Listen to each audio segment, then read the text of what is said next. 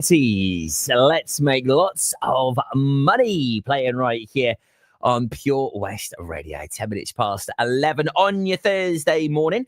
It is Toby Ellis on the Daytime Show with Ocky White Travel, celebrating over 60 years of making those holiday dreams come true. Now, one thing I love about this show is all of the wonderful guests, all of the gossip, all of the competition giveaways, all of the immense offers. And also a huge part of what we do here at Pure West is we cover local events, we cover festivals, we cover local award ceremonies. And no stranger to the airwaves here in Pembrokeshire, Julia Horton Powdrill, who joins us here on the show this morning. Good morning, Julia. Good morning.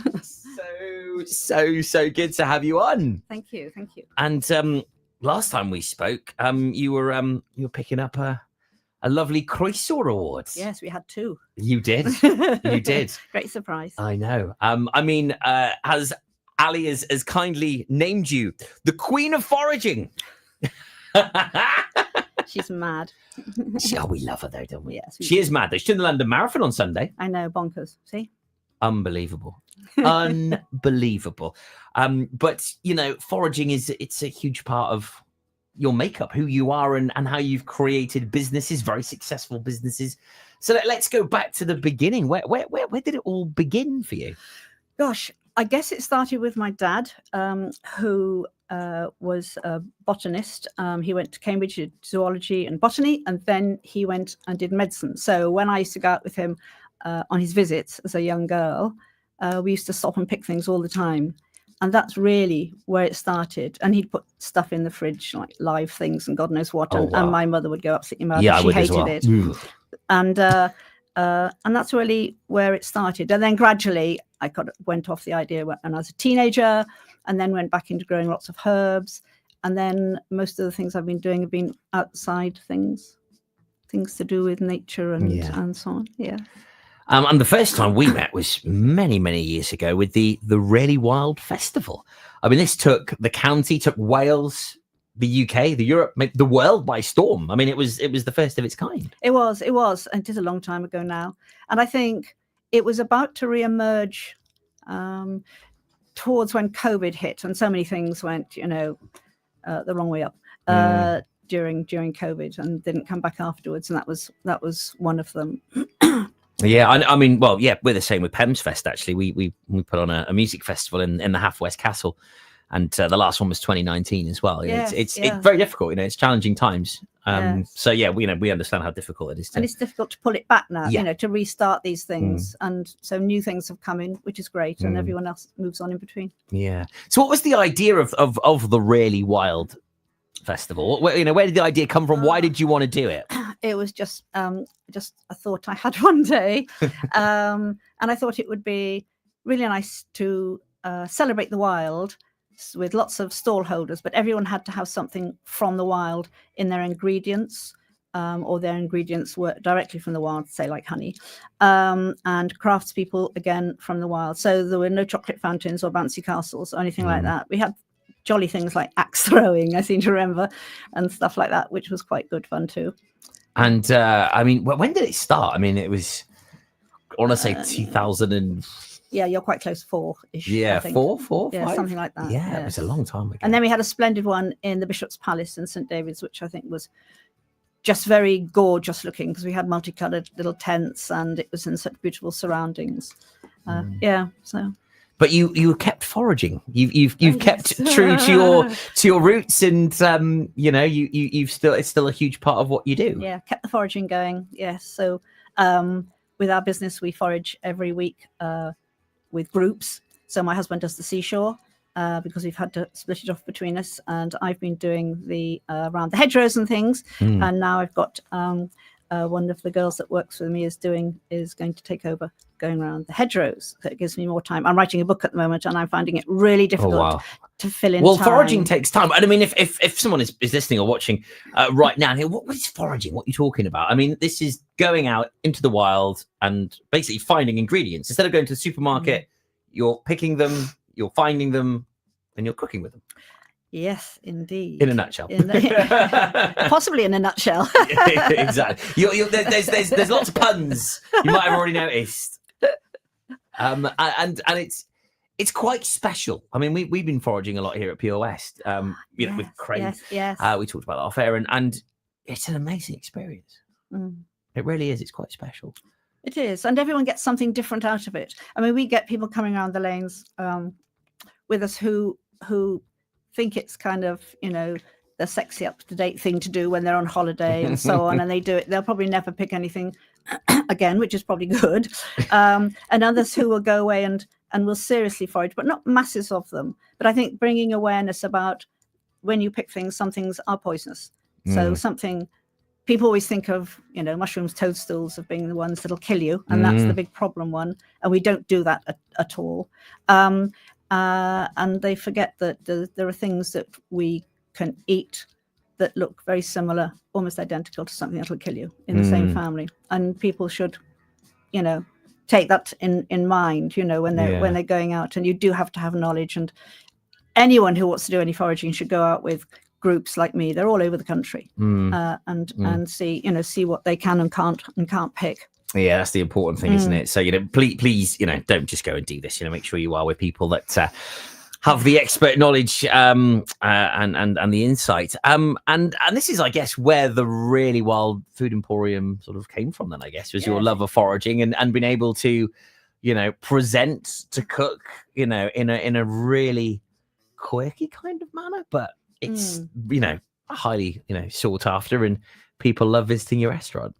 Well, I suppose the Emporium started because we also I'd also got a business up and running, doing wild soaps and skincare lotions and so on, and so that was going really well. We were selling quite a bit, and we were still foraging, both of us, and then this quirky building came up in the middle of St. David's. And we've got so many businesses now in St. David's that are all over the country and not local or independent ones. We thought we've got to buy this building. And so that's what we did. We went off to Cardiff and bought it at auction. So it's an amazing, extraordinary place, really. Now bright yellow, a bit too bright yellow. And we have on the ground floor, we have the cafe, restaurant, and the next floor we have the shop is upstairs, and we have some letting rooms, Airbnb on the top floor, plus course rooms, and where we make all the skincare and everything's all made there by us. It's formulated and made by us. So we bought that about 3 months before lockdown, not knowing, of course, like anyone. But, but it needed a lot of work, so that gave us time and so on to get on with it. And then we gradually opened it through. So we now open all the way through, and we do other courses there too, all to do with the wild and, food and face care and, eating. And the products are amazing. And eating. So not only, consume, but to use. And you've recently, and why you're here today, I guess, Julia, is you've taken on a bit of a challenge. I mean, we don't know if it's a diet. Is it a fad? Is it for you? Is it personal? What was the reason behind it? Well, it's called the Really Wild again, the Wild Biome Project, and it's a scientific study of our gut during only eating wild ingredients. So there are about 120 of us throughout the country that are doing it, so it gives a fairly good number. We have to be professional foragers, obviously, and that we recognize we've got to we have enough knowledge and so on, not to just eat anything. So there are 120 of us. I could do it for 1 or 3 months. So I chose to do it as one, because they may do it again next year, and I might do it again.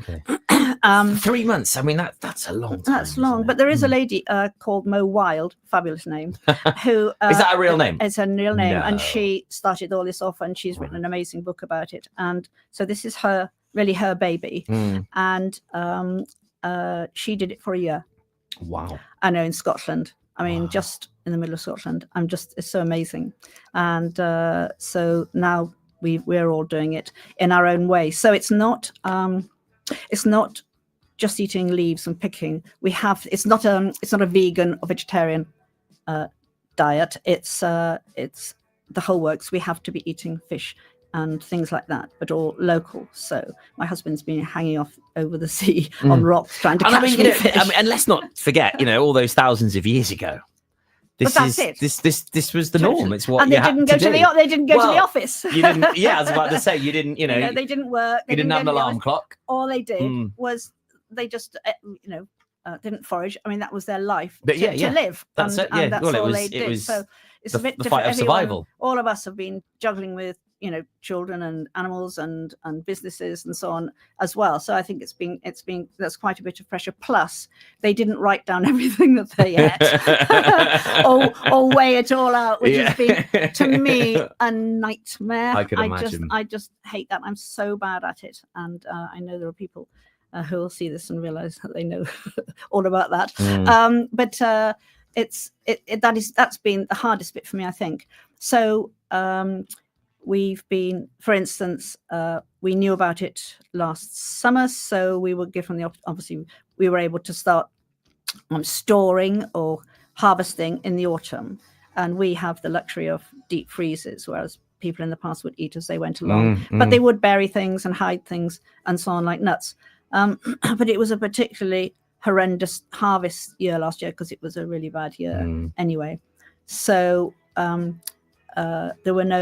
couldn't collect any things like hazelnuts. I collected blackberries, rose hips, sloes, not many of those actually. Haws. So are you allowed to actually grow any of this yourself? No. So you have to go out into the yes, wild, so you're not allowed to. You couldn't have an allotment or you can have an allotment, but if any weeds grow between the stuff you're growing, you can have those because they've just gone there naturally. But you can't. Nothing you can have is should have been planted to eat.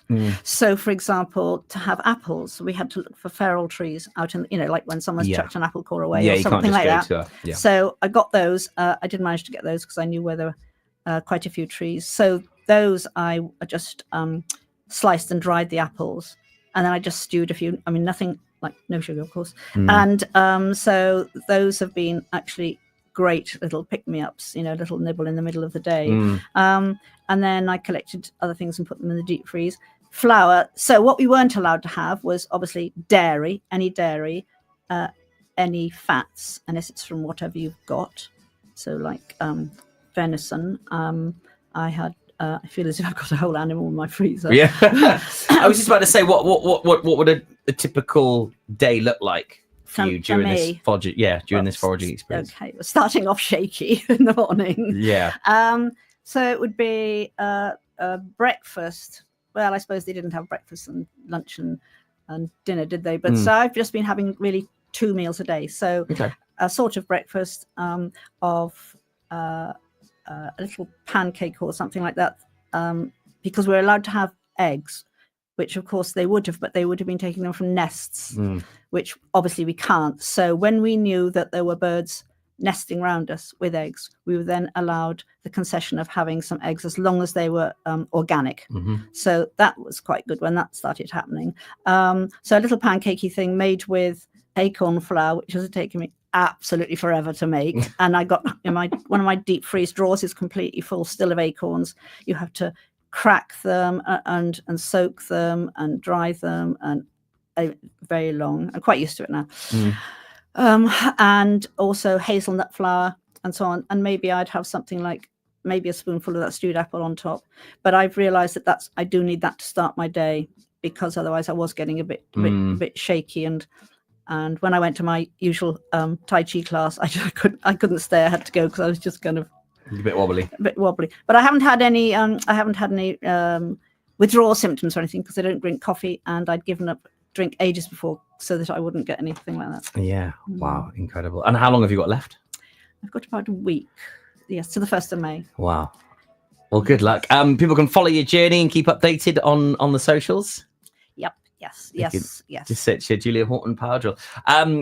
Always fascinating catching up. Well done. award-winning queen of foraging here in Pembrokeshire. Keep in touch with us. We always love following your story and your journey, Julia. Thank you so much for the opportunity. Thanks. Absolute Lovely pleasure. To see you Thank again. you so much. What a remarkable lady, hey? Absolutely sensational. And if you'd like some more hints, tips, advice on foraging and, doing your bit and also helping the environment, of course, that's what it's all about at the end of the day, as well as fueling yourself in the best way possible. Make sure you do head online now and you can find out more details. Just head on over to your socials and put in Julia Horton Powdrill. This is Pure West Radio. It's your daytime show at Occupied Travel.